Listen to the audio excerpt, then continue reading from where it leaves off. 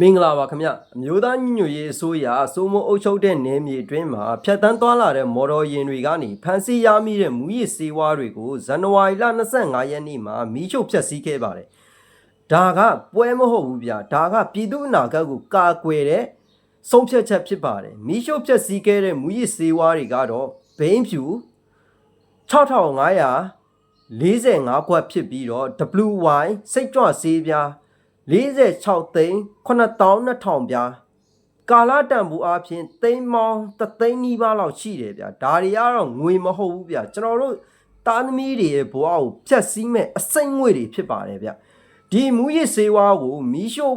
တဲ့ပွဲကို NUG ပြည်တော်စုဝင်ကြီးဒေါက်တာဇော်ဝေစိုးနဲ့ကာကွယ်ရေးဝင်ကြီးဥယျာဉ်မွန်ဒေတာခန့်ပြည်သူများနဲ့ PDF တက်ရင်တပ်ဖွဲ့များက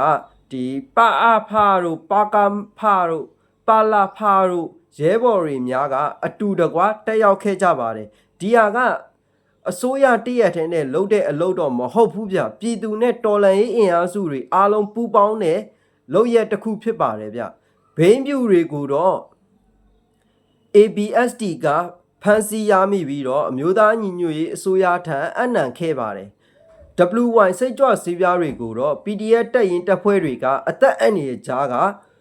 ဖမ်းဆီးရမိခဲ့တာဖြစ်ပါတယ်မူရစ်ဆေးဝါးတွေဆိုတာအာဏာရှင်တွေနဲ့အကြမ်းဖက်အဖွဲ့တွေအကျိုးရှိအောင်ပြည်သူဘဝကိုသွေးဆုံနေတဲ့လက်နက်တစ်ခုဖြစ်ပါတယ်ဗျဒီနေ့မီးရှို့လိုက်တာကမူရစ်ဆေးဝါးတွေကိုမီးရှို့လိုက်တာကလူငယ်တွေရဲ့အနာဂတ်ကိုကယ်တင်လိုက်တာဗျဥပဒေစိုးမိုးမှုကိုပြသတာဖြစ်ပါတယ်မူရစ်ဆေးဝါးတဲဆောင်သူတွေကိုဥပဒေနဲ့အညီအရေးယူသွားမှာဖြစ်ပါတယ်အမျိုးသားညီညွတ်ရေးအစိုးရချင်းလင်းကြီးညာထားပြီးသားဖြစ်ပါတယ်ဗျကျွန်တော်တို့အနာဂတ်ကိုမီးနဲ့ဖြတ်မဲ့သူတွေကိုငါတို့ကမီးနဲ့ဖြတ်လိုက်ပါပြီပြည်သူတွေအနေနဲ့ဥပဒေနဲ့အတူမူရစ်ဆေးဝါးကင်းစင်တဲ့လွတ်လပ်တဲ့နိုင်ငံကိုတည်ဆောက်ကြပါစို့